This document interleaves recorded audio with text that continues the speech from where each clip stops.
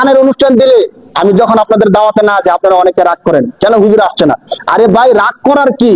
আমি যদি আপনাদের এই বিবাহের দাওয়াতের মধ্যে না গেলাম, লসটা কি আপনার না আমার? লস তো আমার হবে, কারণ আমি আপনার দাওয়াতে গেলে ভালো একটা খাবার পাইতাম।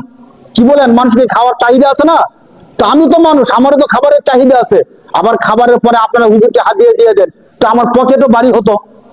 আপনারা যারা গান বাজনা দিয়ে বিবাহটা দেন, তাদের দাওয়াতের মধ্যে আমি যাই না।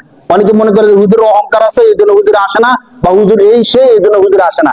আরে ভাই, আমি তো মানুষ, আমারও তো চাহিদা আছে।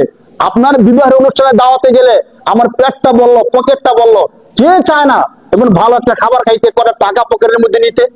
কিন্তু আমি কেন যাই না? আপনি কি বিবেক দিয়ে একটু ভাবছেন? দেখেন, আপনি যে খারাপ কাজটা করছেন, এই কাজটা করার কারণে আপনি না, শুধু আপনার সন্তানদের ভবিষ্যৎকে আপনি নষ্ট করে দিচ্ছেন। একটা আবাদত করবে, আবাদতের শুরুতে আপনি নাচ গান করে আবাদতটাকে পুরোপুরি নষ্ট করে দিচ্ছেন। আপনারা জানেন না, যেখানে অস্থিরতা হয় সেখানে রহমতের ফেরেশতা আসে না।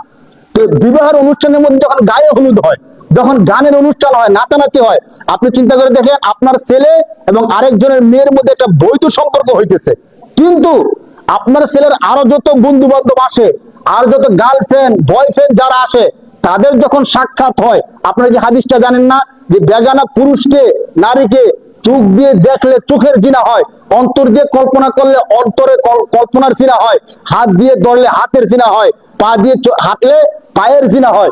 এখন আপনি চিন্তা করে দেখেন, বিবাহের দিন শুধু বৈধভাবে বিবাহ হয়েছে আপনার ছেলের আরেকজনের মেয়ের, কিন্তু যারা দাওয়াতের মধ্যে আসছিল এবং হাজার হাজার যুবক যুবতীর অবৈধ জিনা হয়েছে। বলেন নাউজুবিল্লাহ। হয়েছে কি হয়েছে না বলেন? এই সুযোগটা আমি আপনি করে দিছি কিনা? এই যে আমার সন্তানের বিবাহের দিন শত শত ছেলে মেয়ের অবৈধ জিনার একটা সুযোগ আমি করে দিছি, আপনার কি মনে হয় আমি খুব ভালো একটা কাজ করছি? কি কাজ করছি বলেন?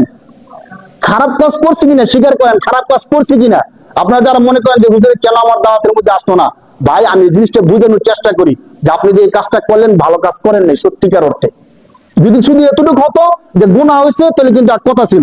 মানুষ তো গুনাহ করে, গান শুনে না, গান করে না, করে তো শুনে তো।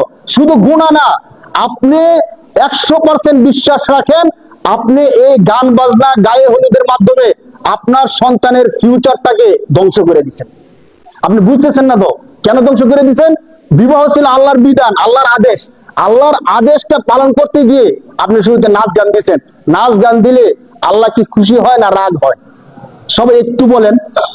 যদি আমরা বিবাহ শুরুতে যে নাচ গানটা দেই, অনুষ্ঠানটা করি, এই অনুষ্ঠানটা করলে আল্লাহ রাগ হয় না খুশি হয়?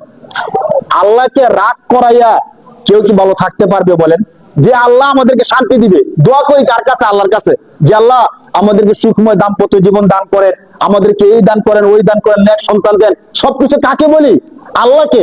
এখন হুজুর যে দাওয়াত খাইলো, যে বিবাহের মধ্যে গান বাজনার অনুষ্ঠানটা করলেন, সবকিছু 3 দিন পর্যন্ত মেয়ে নাচাইলেন, নাচানোর পরে বিবাহ শাদী হইলো, খাবার দাবার খাইয়া হুজুরে ওই গানের অনুষ্ঠান যেখানে হয়েছে ওইখানে তো খাবারটা হয় না, ওখানে হুজুর খাবার খাইয়া আল্লাহর কাছে বলতেছে যে আল্লাহ আপনি এই বিবাহের মধ্যে রহমত বরকত দেন, আল্লাহ দাম্পত্য জীবনে সুখময় দাম্পত্য জীবন দেন, এই দেন ওই দেন। তখন তো আল্লাহ আরশ থেকে বলে যে আরে হুজুর আপনি কি দেখেন নাই 3 দিন পর্যন্ত নাচ গান হয়েছে, আমি আল্লাহর নাফরমানি হয়েছে, এখানে তো আমি আল্লাহ গজব দেওয়ার জন্য ঠিক করে রাখছি, আর আপনি আইসা 2টা খাবার খাইয়া পকেটটা ভারী কইরা বলতেছেন যে আল্লাহ রহমত দেন। বলেন নাউজুবিল্লাহ। ধরেন মানুষ দেখছে না দেখছে, আল্লাহ দেখছে কি দেখছে না? আল্লাহ তো দেখছে ভাই। এই জন্য আল্লাহর ওয়াস্তে আপনাদেরকে বলি, গান বাজনা মানুষ করে, আপনারাও করেন, অনেকেই করে, কম বেশি কেউ না কেউ করে, কিন্তু অন্তত বিবাহের সময় আপনারা এই কাজটা করেন না। কেন করেন না? আপনাদের সন্তানদের যে ফিউচার লাইফটা আছে, ভবিষ্যৎ জীবনটা আছে, এই জীবনটাকে নষ্ট করে দিয়েন না দয়া করে। অন্য কিছু করেন, গান বাজনা করতে গিয়ে যে 2 লক্ষ টাকা খরচ হবে, এই 2 লক্ষ টাকা আপনার ছেলেকে দিয়ে দেন, সে একটা ব্যবসা বাণিজ্য করবে। অথবা অন্য ভালো কোনো একটা কাজ করেন, যদি আপনার টাকা এত বেশি হয়ে যায় মাদ্রাসার মধ্যে দান করে দেন, একটা মসজিদ করে দেন, একটা এতিমখানা করে দেন, এতিমদের জন্য একটা খাবার দাবারের ব্যবস্থা করে দেন। শুধু শুধু গায়ে হলুদ নাচ গানের অনুষ্ঠান করে টাকাগুলো নষ্ট করেন না ভাই। কেন? এর মাধ্যমে আপনার সন্তানের ফিউচারটা নষ্ট হয়ে যায়। এখন দেখেন, আমার সন্তানের ফিউচার যখন নষ্ট হয়ে যায়, কালচারাল সে বড় হতে থাকে, সে চিন্তা করে, সে যখন আবার বড় হয় যে আমার বিবাহের মধ্যে যেমন নাচ গান হয়েছে, তো তখন আবার তার যখন সন্তান হয়, তখন সে চিন্তা করে যে আমার সন্তানের বিবাহের মধ্যে নাচ গান না করলে কেমন দেখা যায়। আমার বাবা টাকা পয়সা খরচ করে আমার বিবাহের মধ্যে নাচ গান করছে, তো আমার সন্তানের মধ্যে আমি করতে হবে। এইভাবে যুগ যুগ বংশ পরম্পরা এই গুনার কাজটা চলতে থাকে। সে যদি আপনার কথা স্মরণ করে আবার এই নাচ গানটা করে, আপনি তখন কবরে আছেন, আপনি কি শান্তি পাইবেন না কষ্ট পাইবেন? কষ্ট পাইবেন ভাই। এই জন্য বলি, বিবাহটা আল্লাহর পক্ষ থেকে একটা নিয়ামত এবং অনেক বড় একটা ইবাদত। অনেক বড় একটা কি ভাই? ইবাদত। যে ইবাদতের ক্ষেত্রে রাসূলুল্লাহ সাল্লাল্লাহু আলাইহি সাল্লাম বলেন, আন নিকাহু মিন সুন্নতি। রাসূল আরো স্পষ্ট করে দিয়েছেন। আল্লাহ রাসূল বলেন, আন নিকাহু মিন সুন্নতি, বিবাহ হলো আমি রাসূলের একটা সুন্নাহ, আমি রাসূলের একটা আদর্শ।